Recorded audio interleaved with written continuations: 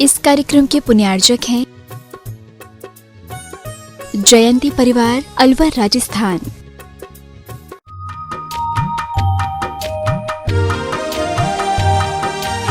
परिवार कोचीन से श्रोमणी संरक्षक गुणायतन और साथ ही सुरेंद्र जी पाटनी परिवार, सुरेश जी पाटनी परिवार हमारे बीच में हैं। आज उनके पौत्र क्या है, उनका पौत्र आर्यन अरहम का आज उन्होंने प्रथम अभिषेक करके प्रथम बार आज उन्होंने प्रथम अभिषेक किया और श्रावक की भूमिका में आए। पूज्य गुरुदेव से संकल्पित हुए। ऐसे आइए सपरिवार पूज्य गुरुदेव के पाद प्रक्षाल शास्त्र दान करने का सौभाग्य अर्जित करें। आइए सपरिवार निवेदन करूंगा कि पूज्य गुरुदेव के कर कमलों में शास्त्र दान करके साथ ही से पुण्य का अर्जन करेंगे। आ जाइए। जिनवाणी जग मैया जन्म दुख मेट दो, जिनवाणी जग मैया जन्म दुख मेट दो, समो शरण सा महल तुम्हारा गढ़दर्ज से भैया, और कुंद कुंद आइए कुंद कुंद से पुत्र तुम्हारे तीर्थंकर से सैया। आइए अर्पण करें। जन्म दुख मेट दो। और इस प्रकार से पूज्य गुरुदेव के कर कमलों में शास्त्र दान का ये सौभाग्य अर्जित कर रहे हैं। आइए मैं निवेदन करूंगा अब पूज्य गुरुदेव के पाद प्रक्षालन का मंगल सौभाग्य आप सभी अर्जित करें और उस पगरज को अपने माथे से लगा करके अपने जीवन को धन्य करें। जिन पगरज के माध्यम से जो स्वयं चलते फिरते तीर्थ हैं, जिन्होंने अपने आप को स्वयं पुण्य बना लिया, ऐसे पूज्य गुरुदेव प्रमाण सागर जी महाराज के पाद प्रक्षालन का मंगल सौभाग्य आप सभी आ जाइए, पाद प्रक्षालन करो। और मैं निवेदन करूंगा से उषा बॉबी सिंघई अजी पाद प्रक्षालन करें। आ जाइए, पीछे से आ जाओ, आप आ जाओ ना। गुरुवर तेरे चरणों की मुझे धूल जो मिल जाए, गुरुवर तेरे चरणों की मुझे धूल जो मिल जाए, सच कहता है मन मेरा तकदीर बदल जाए, गुरुवर तेरे चरणों की मुझे धूल जो मिल। इस प्रकार से क्रिया संपन्न हो रही है। तब तक बंधु मैं निवेदन कर मैं घोषणा कर रहा हूं श्रीफल।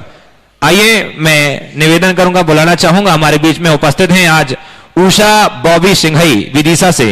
वो आए और पूज्य गुरुदेव के श्री चरणों में श्रीफल अर्पण करके आशीष प्राप्त करें। गुणायतन ट्रस्टी नागपुर से हमारे बीच में ऋचा जैन जी उपस्थित हैं, वो भी आए पूज्य गुरुदेव के श्री चरणों में श्रीफल अर्पण करके आशीष प्राप्त करें। सागर से संतोष जी घड़ी और साथ ही आदरणीय प्रतिष्ठाचार ब्रह्मचारी जय निशांत भैया जी वो हमारे बीच उपस्थित आए। वो अपना ही भाव बुंदेलखंड भवन है ना, सब वो आप सब हैं हमारे संतोष जी घड़ी सागर से हैं, वो अपना भाव लेकर के आए हैं पूज्य गुरुदेव के चरणों में। मैं संतोष जी हाँ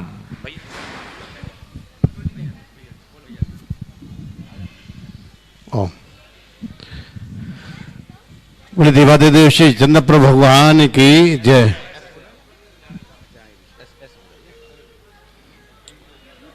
पूज्य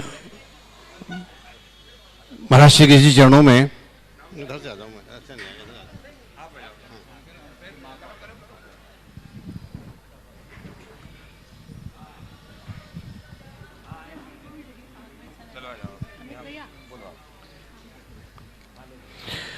बोले आचार्य गुरुदेव श्री विद्यासागर जी महाराज की जय। पंचमुनि श्री प्रमाण सागर जी महाराज की जय।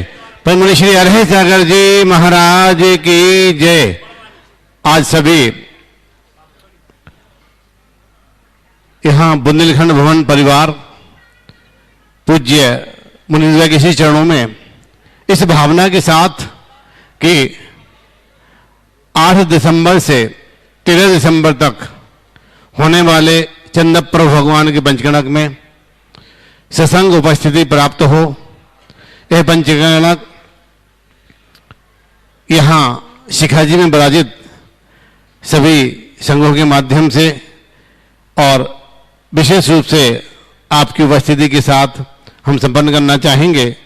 हमारे बुंदेलखंड भवन के अध्यक्ष श्री संतोष जी घड़ी, श्री बसंत जी और संतोष जी बैटरी जो मोटिव विदाता हैं, अमित जी जो संयोजक हैं, सनत जी, नरेंद्र जी, महेंद्र जी, सभी यहाँ आपके चरणों में इसी भावना से, नवल जी मुंबई से, हमारे भी एस.के. जैन साहब भोपाल से, सभी सकल निगमर जैन समाज बुंदेलखंड भवन आपके इसी चरणों में शिविर समर्पित कर रही है, इस भावना से कि आपकी मंगलमयी उपस्थिति, प्रेरणा, निर्देशन सभी हमको चाहिए है। इसी भावना से उदक चंदन तंडोले पुष्पे कैशरु सुदीप सुधूप फलार्घे कै धवल मंगल गाने रवा कुले जिन ग्रहे मुनिराज महम यजे।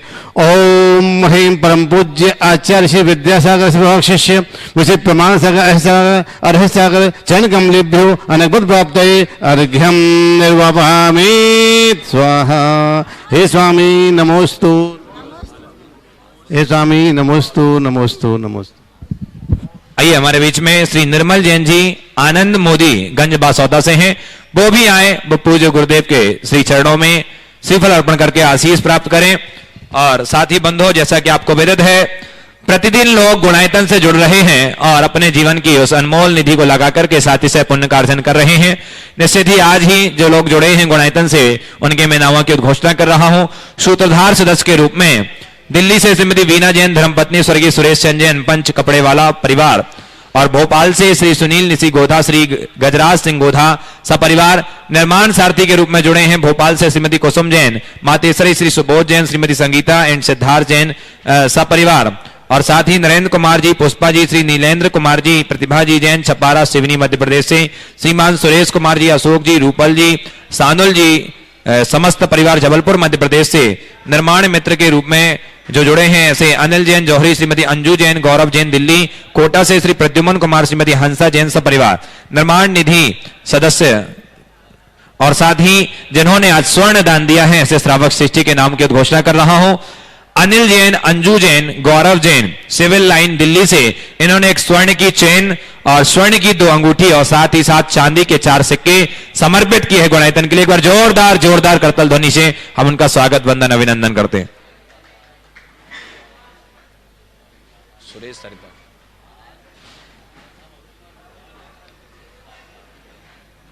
और आज बंधु सुरेश सरिता जी पाटनी, उनके पौत्र और साथ ही महेंद्र जी काला, इनके दोहता, इन्होंने आज प्रथम अभिषेक किया और साथ ही साथ उनके पूज्य गुरुदेव के करकमलों से आज के संस्कारों का रोपण किया गया।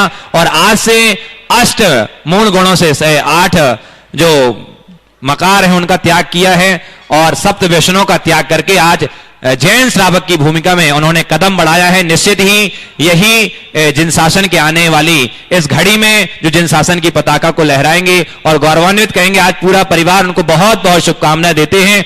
और ऐसे उनके जो पौत्र हैं आर्यन, अरहम जी और अयांश जी, इनको बहुत बहुत शुभकामनाएं सहित यही कामना करते हैं कि उनके जीवन में मंगलमय हो और ऐसे ही धर्म वृद्धि के साथ धर्म कार्य में लगते हुए आगे का जीवन व्यतीत करें। आइए बंधु चलिए अब दोनों हाथों को हम सब जोड़ते हैं और गुरुदेव के चरणों में निवेदन करते हैं कि हे गुरुवर, अपनी मंगलमय वाणी से हम सबको कृतार्थ करें। नमोस्तु गुरुदेव, नमोस्तु गुरुदेव, नमोस्तु गुरुदेव। ओ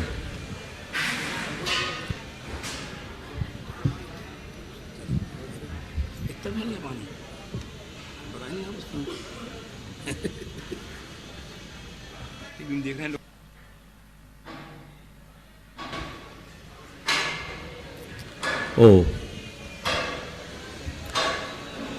सभी लोग अपने दोनों हाथ जोड़ लें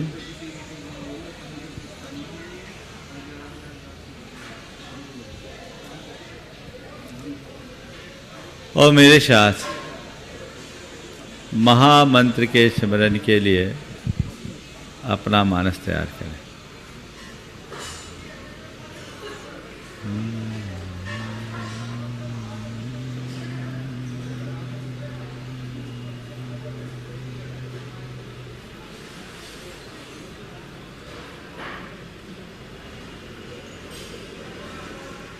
नमो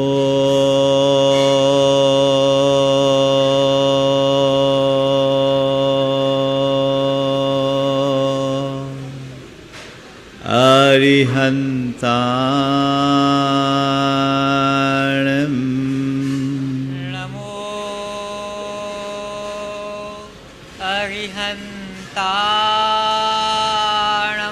नमो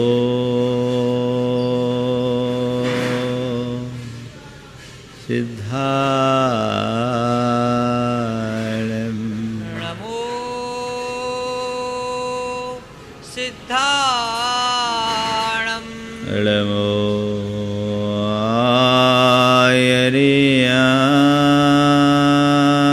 आयर्याणं नमो आयर्याणं नमो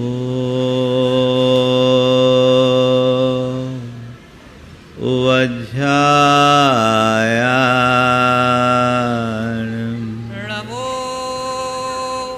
वज्झायाणं नमो लोये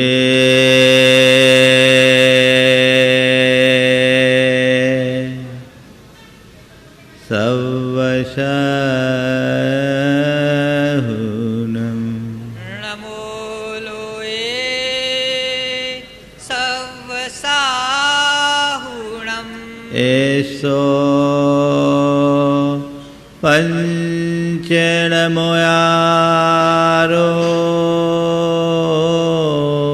एषो पञ्चणमोयारो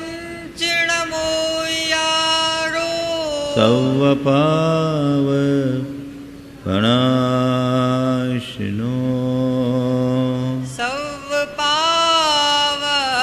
सवपावपणासनो मङ्गलालं च सवेशिं मङ्गलाणं च सवेसिं पढमं हो मङ्गलम् पढमं हो वै मङ्गलम्। जय बोलो देवादिदेव 1008 श्री भगवान महावीर स्वामी की जय जय जय अहिंसा परमो धर्म की जय जय जय। परम पूज आचार्य गुरुवर श्री विद्यासागर जी महाराज की जय जय जय। परम पूज्य मुनि श्री प्रमाण सागर जी महाराज की जय जय जय। परम पूज्य मुनि श्री अरह सागर जी महाराज की जय जय जय। हम सब लोग धर्म की बड़ी बड़ी बातें करते हैं, चर्चाएं गोष्ठियां करते हैं, लेकिन धर्म का जो प्रभाव परिलक्षित होना चाहिए वो कम दिखता है। धर्म की बातें करने वाले लोग इस दुनिया में बहुत हैं, लेकिन धर्म को जीने वाले लोग बहुत विरल हैं। और धर्म को जीने वालों में भी धर्म को सही ढंग से जीने वाले लोग और विरल हैं, और सही ढंग से जीने वाले लोगों में भी उसका सही फल पाने वाले लोग भी बहुत विरल हैं। एक तरफ वे लोग हैं जो धर्म की बातें करते हैं, दूसरी तरफ वे लोग हैं जो धर्म को जीते हैं, तीसरी तरफ वे हैं जो धर्म को सही तरीके से जीते हैं, और चौथे तरफ वे हैं जो उसका सही फल पाते हैं। हम अपने आप को इन चारों के मध्य खड़ा कर देखें कि हम कहाँ हैं। धर्म के प्रति रुचि और लगाव होने के कारण धर्म की चर्चा करने वालों में तो हमारा स्थान पक्का है ही, है कि नहीं है? अरे महाराज जी, आप तो शुरू भर तो करो। हम तो एक बार शुरू होंगे तो नॉन स्टॉप चालू ही हो जाएंगे। इतनी समझ हम धर्म के संदर्भ में रखते हैं, और ये कोई भी व्यक्ति अगर कुछ कहे तो हम अपना निर्णय भी प्रकट करने में सक्षम है ना? धर्म की बातें करना अच्छी बात है, लेकिन केवल बातें करना अच्छी बात नहीं है। मैंने जब से होश संभाला तब से धर्म की चर्चा सुनी है और की है, आगे भी कर रहे हैं, बहुत अच्छी बात है। होश संभालने से लेकर आज तक मैंने धर्म की खूब चर्चा की है, कर रहे हैं, सुनी है।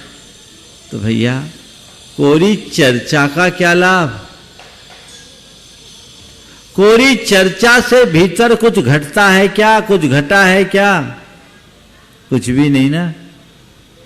तो मैंने चर्चाएं तो खूब की, लेकिन मेरे भीतर घटा क्या?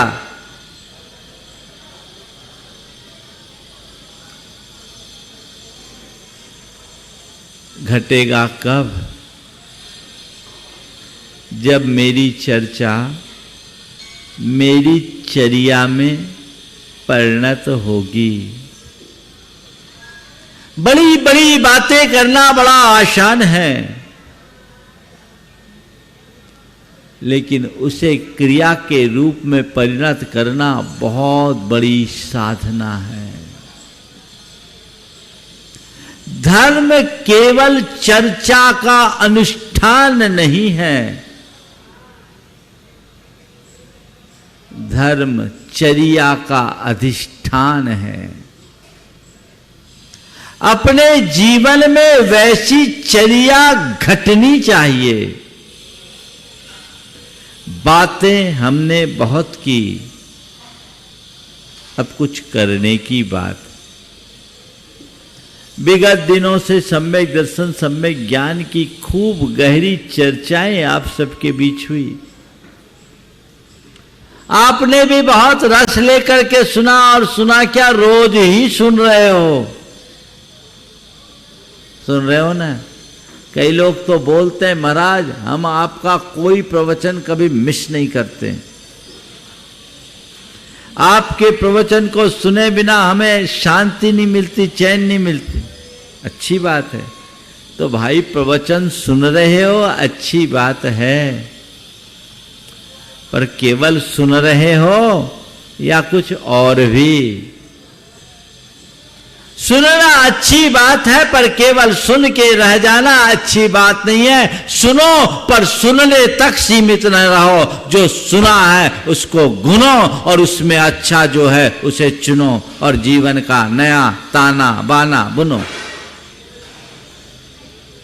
सुनो, गुनो, चुनो और बुनो। सुनते सब हैं, गुनता कोई बुरला है, और गुनने के बाद उसमें से अपने काम का चुनता और भी बिरला है, और उसे चुनकर अपने जीवन का सही ताना बाना बुनने वाला और बुरा है, और बिरल है, बहुत कम है। हम कहाँ हैं? मैंने धर्म का खूब खूब रसपान किया, खूब मैंने धर्म की चर्चा की। अब मुझे जीना है। जो सुना है उसको गुनना है, और गुन कर अपने लिए चुनना है। धर्म को जीना है, और धर्म को जीने का नाम ही चारित्र है। और आचार्य कुंद कुंद कहते, चारित्र ही धर्म है। क्या है? चारित्र ही धर्म है। चारितम खलु धम्मो,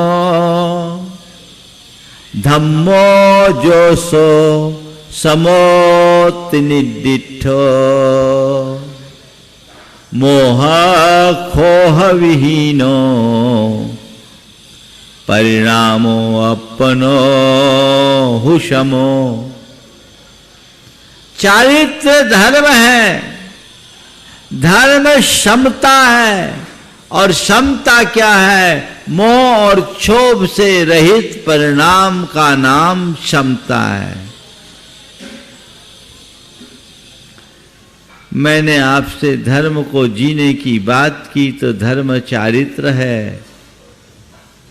अपने चरित्र को पलट कर देखो, मेरा चरित्र क्या है?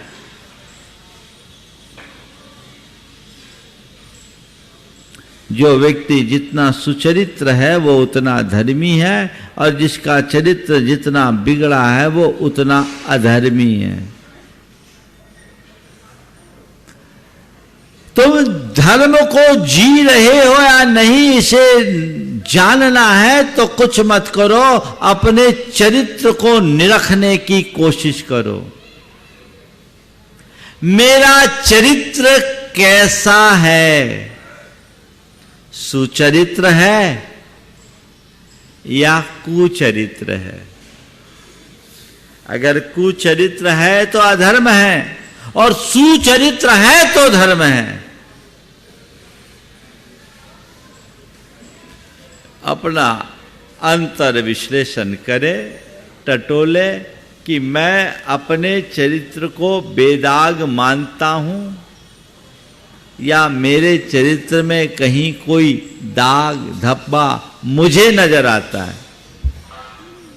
यदि अपने चरित्र को बेदाग मानते हो, महसूस करते हो, तो समझना तुमने अभी धर्म को जीना शुरू कर दिया है। और यदि तुम्हारे साथ कोई दाग धब्बा लगा है तो समझना अभी धर्म की शुरुआत ही नहीं हुई है, क्योंकि चरित्र में दाग लगना सबसे बड़ा अधर्म है, और जब तक अधर्म है तब तक धर्म नहीं हो सकता, क्योंकि अंधेरा और उजाला दोनों साथ साथ नहीं रहेंगे। अपने चरित्र को पलट करके देखने की जरूरत है। मैं कहां हूं, मेरी स्थिति कहां है, उसे देखें, उस अनुरूप अपने आप को ढालने का प्रयत्न करें, तो जीवन का कायाकल्प हो सकता है। बहुत बड़ा बदलाव घटित हो सकता है। तो पहले देखें कि मेरी स्थिति क्या है, मेरा चरित्र कैसा है, मैं अपने चरित्र को सुचरित्र कह सकता हूं या नहीं। मानते तो सब अपने आप को चरित्रवान है कि नहीं है? बोलो। हाँ, किसी से कह दे कि इनका चरित्र अच्छा नहीं है तो कैसा लगेगा? बुरा लगेगा कि नहीं लगेगा? एक बात बोलूं, किसी से ये कहना कि इसका चरित्र अच्छा नहीं है, ये भी एक अच्छे व्यक्ति का चरित्र नहीं है। अच्छा व्यक्ति कभी किसी के लिए गलत नहीं कहता, और अगर गलत कह रहा है तो कहीं ना कहीं उसकी कोई कमी है। फिर भी मैं आपसे पूछता हूं, अगर जब तुम्हारा चरित्र अच्छा नहीं है तो उसे स्वीकारने में क्या संकोच? अगर मैं गलत हूं तो गलत हूं, और सही हूं तो सही हूं, सही हूं तो मुझे और अच्छा होना है, और गलत हूं तो मुझे अपना सुधार करना है। इतना सा तो काम है। अपने चरित्र को पलट कर देखिए, मेरी चरित्र की स्थिति क्या है, मैं कहां हूं, कितना सही हूं, कितना गलत हूं, ये बात मन मस्तिष्क में घूमनी चाहिए। तो मेरा चरित्र बेदाग है तो ठीक है। और जब हम बेदाग चरित्र की बात करते हैं तो जो नीति नियम सदाचार के साथ जीता है, मर्यादाओं के बीच जीता है, जिसके जीवन में संयम घटता है, उस व्यक्ति को हम चरित्रवान मानते हैं। और व्यवहारिक दृष्टि से वो व्यक्ति धर्मी है, क्योंकि उसके जीवन में इस प्रकार का कोई अधर्म नहीं दिख रहा है। पर आचार्य कुंद की दृष्टि में ये धर्म का सही स्वरूप नहीं है। वे हमें एक कदम और आगे देखना चाहते हैं। वो कहते धर्म को जीना, धर्म को सही ढंग से जीना। बातें करते आए, अब तुमने जीना शुरू किया, अच्छी बात है। तुम्हारे जीवन में नैतिकता है, प्रामाणिकता है, मर्यादा है, संयम है, ये सब चीजें अच्छी बातें हैं, लेकिन पर्याप्त नहीं है। तीसरे चरण में वे कहते हैं धर्म को सही ढंग से जियो। धर्म को सही ढंग से जियो मतलब धर्म के स्वरूप को समझो। वो क्या कह रहे हैं? धर्म क्या है? चारित्र है। और चारित्र क्या है? समता है। और समता क्या है? मोह और क्षोभ से रहित परिणाम। अपने मन की क्षमता ही हमारे जीवन का सर्वश्रेष्ठ रूप है। अगर धर्म को ठीक रीति से जीना चाहते हो तो प्रतिपल समता का अभ्यास करो। और समता का अभ्यास बनाए रखना चाहते हो तो मोह और क्षोभ से बचो। ये पल पल जो मोह का उभार होता है, पल पल जो क्षुब्धता होती है, वही हमें हमारे मूलभूत धर्म से विमुख करता है। ये मोह और क्षोभ क्या है? मुग्ध होना और क्षुब्ध होना। किनमें मुग्ध होना? मनुष्य जब अनात्मीय को आत्मीय मानना शुरू करता है, अनात्मा को आत्मा मानता है, आत्मा मानने का भ्रम कर लेता है, पर को निज मानने का भ्रम बना लेता है, तो वह हर पल पर पदार्थों में मुग्ध होता है। यही मोह भाव है जो उसे उसके चरित्र से नीचे ले आता है। पर पदार्थों में मुग्ध होना मोह है जो तुम्हें नीचे ला रहा है, तुम्हें मुग्ध कर रहा है, तुम्हें पागल कर रहा है, आकर्षित कर रहा है। क्या होता है? हमारे चरित्र को बिगाड़ने वाले दो कारण हैं, एक है विषय और दूसरा कषाय। विषय और कषाय दो ऐसे कारक हैं जो हमारे चरित्र को बुरी तरह बिगाड़ते हैं। तो विषय क्या है? 5 इंद्रिय के विषय। उनकी तरफ हमारा चित्त क्यों आकर्षित होता है? उन्हें हम इष्ट मानते हैं, उन्हें हम प्रिय मानते हैं, उनके प्रति हम मुग्ध हो जाते हैं, उनका आकर्षण हमें अपनी ओर खींचता है। और जब हम उसकी तरफ खींचे चले जाते हैं तो अपना जीवन दुखी बना लेते हैं। ये मोह भावी तो है जो मुग्ध होकर खींचता है। हाथी को पकड़ने के लिए एक कृत्रिम हथनी खड़ी की जाती है और बीच में गड्ढा खोद देते हैं जो ऊपर से लेबल रहता है। हाथी उस हथनी के रूप से मोहित होकर आकर्षित होता है, मुग्ध होकर तेजी से उसे पाने की कामना से भागता है। और क्या होता है? गड्ढे में गिर जाता है और वो हमेशा हमेशा के लिए बंध जाता है। स्वतंत्र हाथी भी परतंत्र हो जाता है। ये बातें हमने सुनी है, पढ़ी है। ऐसा केवल हाथी के साथ नहीं होता, हर उस प्राणी के साथ होता है जो पंचेंद्रिय के विषयों का अधीन बना हुआ है, जिसके हृदय में मोह भाव हावी है, उसके मन में कभी समता नहीं हो सकती, वो कभी तटस्थ नहीं होगा। वो जो भी वस्तु या व्यक्ति उसे आकर्षक लगेंगे, उनके प्रति मुग्ध होकर पागल होगा। और जहाँ इस तरह की मुग्धता होगी, पागलपन होगा, वहाँ उसका पतन सुनिश्चित है, वो अधर्म की ओर चला गया। तो 5 इंद्रिय के विषय हमें मुग्ध करते हैं, उनका आकर्षण हमें खींचता है, और जो जो मुग्ध होता है वो फंसता है। हम लोगों ने महाभारत के प्रसंग में एक बात सुनी कि कंस को पता चला कि मेरा हंता अभी नंदगांव में पल रहा और एक शिशु के रूप में है। राजनीति कहती है शत्रु को उसके शैशवावस्था में ही कुचल देना चाहिए, क्योंकि बड़ा होने पर वह हमारे लिए बड़ी समस्या भी बन सकता है। कंस चिंतित था। पूतना सामने आई, पूतना सामने आई, कंस को चिंतित देखकर उसने पूछा, बात क्या है?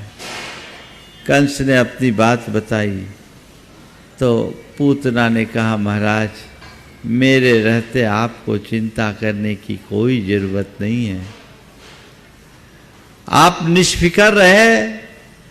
अब नंदगांव में एक भी बच्चा जीवित नहीं बचेगा, नंदगांव में एक भी बच्चा जीवित नहीं बचेगा, उसमें आपके हंता का भी अंत होगा। फिर क्या था? उन्होंने पूतना को ये जिम्मेदारी दी और पूतना सज संवर कर नंदगांव में आई। उसके इस मोहक आकर्षक रूप को देखकर हर कोई के मन में उसके गोद में उमड़ने और उसके आंचल के दूध का पान करने का भाव उमड़ पड़ा। पूरे नंदगांव के बच्चे एक साथ उमड़ पड़े, लेकिन जिस जिस बच्चे ने उस पूतना का दुग्ध पान किया, सब के सब अचेत हो गए। जिस जिस बच्चे ने उस पूतना का दुग्ध पान किया, सब के सब अचेत हो गए। लेकिन जब श्री कृष्ण का नंबर आया, उन्होंने देखा तो एक ही बात सोचा, ये मोहक है पर हितकर नहीं है, ये आकर्षक है पर अपनी नहीं है। उन्हें पता था कि मां के दूध की तुलना संसार में किसी के दूध से नहीं की जा सकती। ये मां का दूध है, और उन्होंने उसे पहचान कर क्या किया, उस बाल अवस्था में ही पूतना को एक घूंसा मारा। पूतना की सारी विक्रिया ठंडी पड़ गई। कहानी का अपना विस्तार है, पर मैं इसे एक रूपकात्मक अंदाज में देखता हूं। ये 5 इंद्रिय के जितने भी विषय हैं ना, वे सब पूतना का आकर्षण है, जो बड़ा मोहक है पर मारक भी है। पंचेंद्रिय के सब विषय पूतना की भांति आकर्षक हैं, जो बड़े मोहक हैं पर मारक भी है। जो उनके मोह में मुग्ध होता है वो मरता है, अपना पतन करता है, उसे भव भव में दुखों का पात्र बनना पड़ता है। लेकिन जो श्री कृष्ण की तरह विवेक संपन्न होते हैं, जो उनमें मुग्ध नहीं होते, जानते ये आकर्षक है, लेकिन इनका आकर्षण अल्पकालिक है, ज्यादा देर तक टिकने वाला नहीं है। ये लुभावना भले है पर हितकर नहीं है। वे उस आकर्षण में कभी मुग्ध नहीं होते। श्री कृष्ण ने सामने आने के बाद भी न तो उनके गोद में खेलने का भाव किए, न ही उनका दूध पीने की कोशिश की, क्योंकि उन्हें पता था कि माँ की गोद ही शरण है और माँ के दूध में ही पुष्टि है, बाकी तो सब लुभावने हैं, आकर्षण है, उसे मुझे नहीं देखना।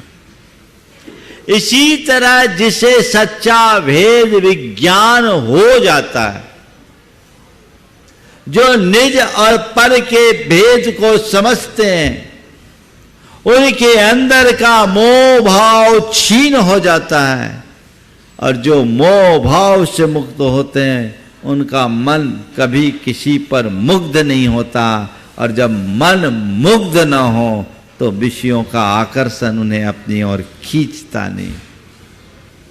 धर्म को सही तरीके से जीना चाहते हो, धर्म का सच्चा रस और आनंद लेना चाहते हो, तो अपने आप को मोह भाव से मुक्त करो। चाहे शरीर का मोह हो, चाहे संपत्ति का मोह हो, चाहे संबंधियों का मोह हो, चाहे पंचेंद्रिय के विषयों का मोह हो, ये सब मोह मारक है, ये रुलाने वाला है, संसार में झुलाने वाला है। इनसे बचें। और दूसरी तरफ है कषाय, जो हमें क्षुब्ध करती है। मोह से मुग्ध होता है मन, और कषाय से क्षुब्ध होता है। ये बताओ, जब गुस्सा आता है तो क्या होता है? आप सामान्य रहते हो कि असामान्य? महाराज वो तो उबाल होता है। ये उबाल ही तो क्षोभ है। चाहे वो क्रोध से प्रेरित हो, चाहे वो मान से प्रेरित हो, चाहे वो माया से प्रेरित हो, चाहे वो लोभ से प्रेरित हो, अथवा अगर हम इन्हें सीमित शब्दों में कहें तो चाहे वो राग से प्रेरित हो, चाहे वो द्वेष से प्रेरित हो, ये सब एक प्रकार का क्षोभ है जो हमारी आत्मा की सहजता को खंडित करते हैं। और जो हमारी आत्मा की सहजता को खंडित कर देते हैं तो फिर हमारा धर्म हमसे दूर हो जाता है। धर्म को सही तरीके से जीने की जब बात करते हैं तो बस वही है कि उस परम चरित्र को अंगीकार करो, और वहां तक आप पहुंचोगे कब? जब चरित्र के सही स्वरूप को समझोगे तब। कल कहा गया था, रागादि परिहरणम चरणम एसोदु मोक्ष पहो। रागादि के परिहार का नाम ही चारित्र है। अपने अंदर के राग देश मोह को कम करो, तभी तुम सच्चे चरित्रवान कहलाने के अधिकारी होगे।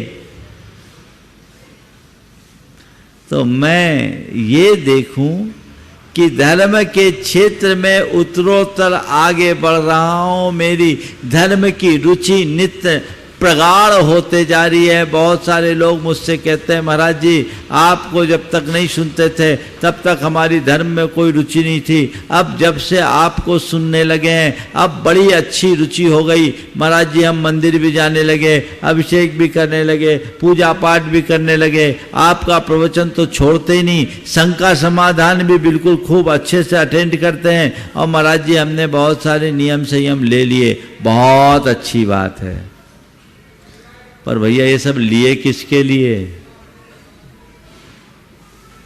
ये सब किसके लिए लिए? मैं धर्म कर रहा हूं, मेरी धर्म रुचि बड़ी है, पर धर्म रुचि किस लिए,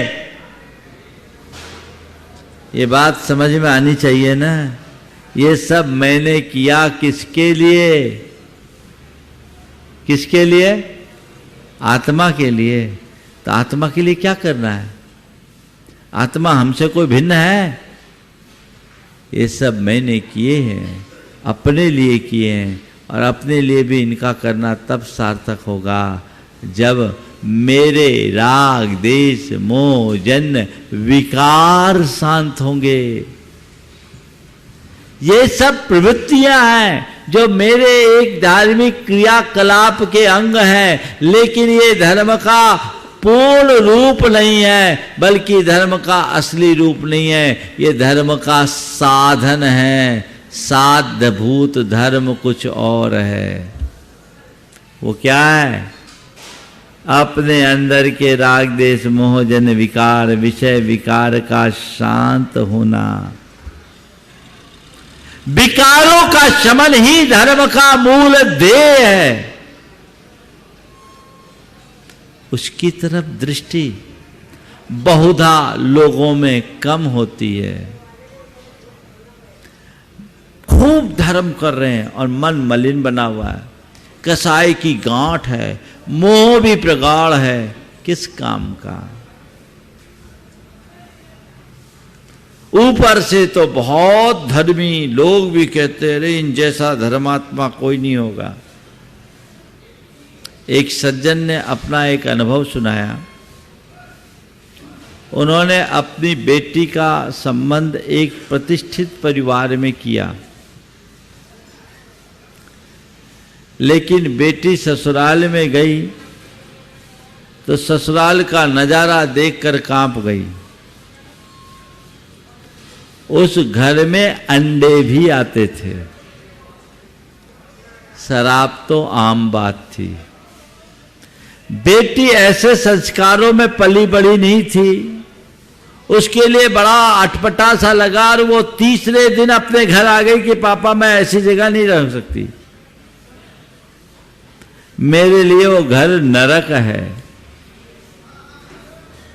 बेटी आ गई, उन्होंने मुझे बताया, महाराज जी ऐसा ऐसा हो गया, मैं क्या करूं?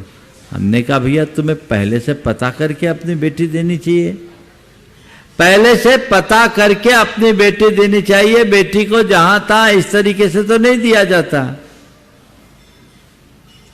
तो उसने कहा महाराज जी मैंने सोचा समाज के प्रतिष्ठित व्यक्ति हैं, कई संस्थाओं के मुखिया हैं, साधु संतों के कार्यक्रमों में अग्रणी भूमिका रखते हैं, तो अच्छे होंगे महाराज। मैंने लोगों से भी पूछा तो लोगों ने भी ऐसा ही कुछ बताया, पर महाराज हम तो फंस गए।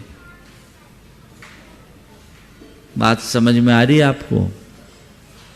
धर्म के क्षेत्र में, समाज के क्षेत्र में अग्रणी रहने वाले का भी चरित्र ऐसा कलंकित होगा तो उसका क्या होगा? उसका क्या होगा? कुछ भी हो सकता है। तो हमें अपने दामन को साफ रखना है। मेरी धर्म रुचि तो है, लेकिन मेरे हृदय में वो धर्म है कि नहीं है, ये भी मुझे देखना है। सतही स्तर पर किया गया धर्माचरण हमें वांछित परिणाम नहीं देता। अंदर से जुड़ करके धर्म करो। एक धर्म करने का तरीका है जो ऊपर ऊपर से करते हैं, और एक धर्म का तरीका है जो हम भीतर से करते हैं। दोनों में बड़ा अंतर है। अंदर की मनोवृत्ति बदलनी चाहिए। अगर आपके हृदय में ये बात बैठ जाए कि राग देश मोह को कम करना ही मेरा चरित्र है और वही मेरा धर्म है, नित्य प्रति मुझे उसे ही कम करना, उनका शमन करना है, तो बाहर चीजें अपने आप बदल जाएगी। ये तो हो सकता है कि बाहर की चीजों का त्याग करने के बाद भी उनके प्रति आकर्षण बना रहे, लेकिन जिन चीजों के प्रति मन से उचाट हो जाती है कभी उनका कोई आकर्षण नहीं होता। आप सबके जीवन में ऐसा अनुभव होगा, कई चीजें ऐसी होंगी या कई व्यक्ति ऐसे होंगे जिनके बिना आप एक पल नहीं रह सकते, लेकिन यदि किसी निमित्त से एक बार उससे मन उचट गया तो कभी झांकने की भी इच्छा नहीं होती। होता है, चाहे वो व्यक्ति हो या वस्तु। हो सकता है इसमें द्वेष का भी असर दिखे, लेकिन मैं उदाहरण केवल ये कह रहा हूं कि ज्ञान पूर्वक यदि तुम्हारा मन विषयों से एक बार उचट जाए तो फिर कभी उधर आकृष्ट होगा ही नहीं। पर भावों से मन एक बार हट गया तो फिर उधर लगाव बढ़ेगा ही नहीं। तो मूल को पकड़ना है। किसके लिए ये सब? अंतरंग में यदि वैसा भाव जगता है सब बदलाव आ जाता है। ये लाइट जल रही है, इसे बंद करना है। क्या तरीका है? क्यों लाइट को बंद करने के लिए क्या करते हैं आप लोग? हाँ, स्विच ऑफ करते हैं। एक तरीका है कि उठ के जाए, जहाँ स्विच है स्विच को ऑफ करे, और दूसरा तरीका है जहाँ बैठे वहीं से एक पत्थर उठाए और लाइट को फोड़ दे। किस तरीके को सही मानोगे? पहले वाले को कि बाद वाले को? है ना? ऐसे एक तरीका है कि अपनी मनोवृत्ति को बदलकर हम अपने चरित्र में बदलाव लाएं, और एक है कि केवल प्रवृत्ति को बदले और अपने आप में बदलाव लाएं। क्या होगा?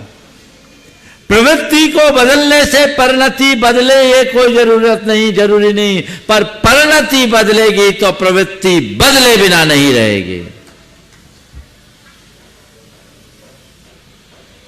3 शब्द हैं, वृत्ति, प्रवृत्ति और परिणाम। वृत्ति, प्रवृत्ति और परिणाम। हम व्यक्ति के परिणाम को देखते हैं जो हमारे सामने है, जो उसके प्रवृत्तियों के कारण दिखता है। जैसी हमारी प्रवृत्ति है उसका इफेक्ट आता है, वही हमें रिजल्ट देता है। हमने रिजल्ट देखा और अपनी प्रवृत्ति को बदल दी। खराब प्रवृत्ति का परिणाम खराब निकला, हमने अच्छी प्रवृत्ति रखना शुरू कर दी। किसी काम के लिए मैं किया, लोग उसे गलत कहने लगे, मैंने उसे बदल करके दूसरे तरीके से कहने लगा, वो उसे लोग सही कहने लगे। लेकिन अभी मेरी मनोवृत्ति कुछ और है। मेरी मनोवृत्ति मैं सही करूं इसलिए नहीं, लोग मुझे सही कहे इसलिए कर रहा हूं। लोग मुझे सही कहे, लोग मुझे सही समझे इसलिए मैं सही कर रहा हूं। और एक समय ऐसा आएगा जब लोग मुझे सही समझने लगेंगे तो मैं गलत भी कर लूँगा, क्योंकि यहाँ प्रवृत्ति में परिवर्तन है। और लोग तो ऐसे ही करते हैं ना, जितने लोग जालसाजी करते हैं, झांसा देते हैं, वे क्या करते हैं? सामने वाले का विश्वास जीतते हैं, फिर विश्वासघात करते हैं।